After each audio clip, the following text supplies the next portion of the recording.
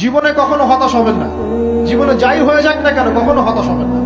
মনে রাখবেন আল্লাহ আপনার রব, আল্লাহ আপনার সাথে আছেন ইনশাআল্লাহ।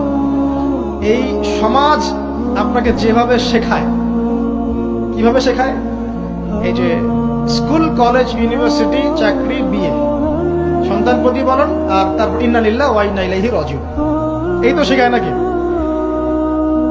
সবসময় মনে রাখবেন যে আল্লাহ রাব্বুল আলামিনের পরিকল্পনাই আপনার উপরে সবচেয়ে বেশি অগ্রাধিকার যোগ্য, সমাজের পরিকল্পনা নয়। পরিবার আপনাকে চাপ দিচ্ছে, চাকরি পাস না, পড়াশোনা করিস না, হ্যাঁ পড়াশোনায় কেন তুই 80 নম্বর পাইলি না, কেন চান্স পেলি না, কবে চাকরি পাবি, কবে আমাদেরকে দেখবি, খাওয়াবি, পড়াবি, এই যে চাপগুলো চারপাশ থেকে আসে কিনা, এতে করে অনেক যুবক দেখা যায় মাদকাসক্ত হয়, অনেকে দেখা যায় আত্মহত্যা করছে, ইদানিং করছে কিনা ভাই? এই শব্দটা থেকে আমি এই পয়েন্টটা আজকে লিখেছিলাম যে ভুলেও আল্লাহর প্রতি বিশ্বাস এবং তাওয়াক্কুল হারাবেন না। সমাজ যেভাবে শেখায়, সমাজ চারপাশে যে চাপ আপনাকে দিচ্ছে, এই চাপে নিজে গা ভাসিয়ে দিবেন না।